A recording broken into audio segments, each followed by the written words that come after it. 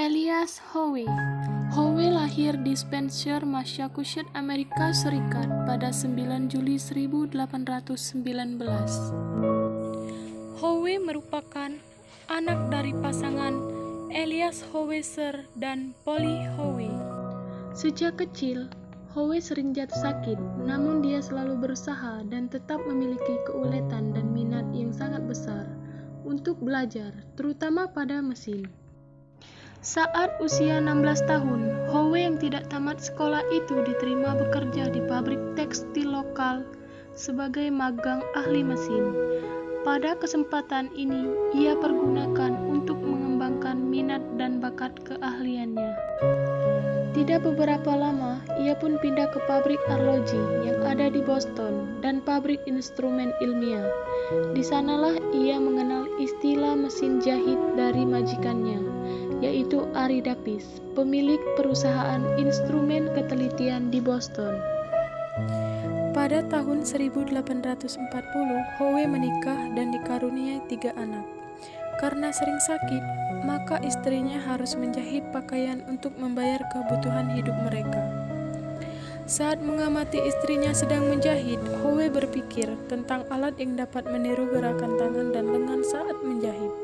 Alat itu harus menerapkan proses yang memakai benang dari 2 sumber berbeda. Saking seriusnya, ciptaannya itu sampai terbawa mimpi. Dalam mimpinya itu, perutnya ditusuk oleh seorang kanibal dan tombak. Bentuk ujung tombak inilah yang dijadikan inspirasi olehnya untuk menciptakan jarum yang telah lama ia cari. Pada usianya yang ke-25 tahun, tepatnya tahun 1844, Howe membuat mesin jahit kedua kalinya. Kali ini ia berhasil menciptakan lubang jarum terletak di ujung jarum seperti mesin jahit yang ada sekarang ini.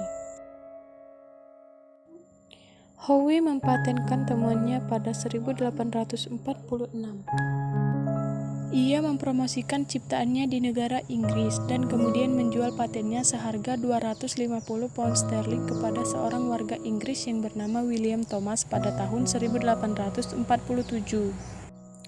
Lalu Howe pun bekerja pada William Thomas dengan gaji yang cukup rendah, yaitu 5 pound sterling atau Rp 7.155 seminggunya. Howe bertugas memperbaiki mesin jahitnya hingga mampu menjahit korset, kulit, dan sejenisnya. Hingga pada akhirnya Howe jatuh sakit dan kemudian dia menabung untuk kembali ke Boston, Amerika Serikat. Setibanya di Boston, Amerika, istrinya jatuh sakit dan akhirnya meninggal.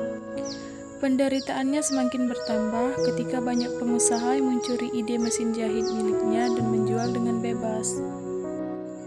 Begitu juga dengan pengusaha Singer, hingga akhirnya dia berjuang keras atas hak patennya. Howe menuntut Singer dan memenangkan hak paten pada 1854. Selama 5 tahun dia pergi ke pengadilan untuk merebut hak patennya, dan pada akhirnya usaha Howe untuk mendapatkan hak paten berhasil dengan gemilang. Singer terpaksa mengembalikan $15.000 Amerika Serikat royaltinya kepada Howe. Howe menetapkan royalti $5 Amerika Serikat untuk setiap satu mesin yang dibuat di Amerika Serikat dan $1 di luar Amerika Serikat. Pada saat hak patennya berakhir, yaitu tahun 1867, Howe mendapatkan royalti dari tiap mesin jahit yang dijual di Amerika Serikat. Howe pun menjadi seorang jutawan dan membuat pabrik mesin jahit bernama Howe Machine. Howe ikut menjadi prajurit dan membentuk pasukan infanteri ketika di Amerika terjadi perang saudara. Semua peralatan dan pakaian pasukan itu dijahit dengan mesin jahit temuannya. Howe meninggal di New York 3 Oktober 1867 dalam usia 48 tahun. Karena kegigihannya Howe yang sangat tinggi, akhirnya ia menemukan sebuah temuan yang hingga saat ini selalu kita gunakan.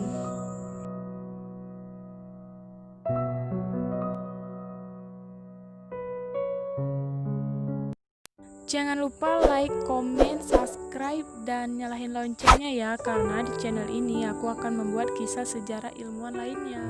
Terima kasih.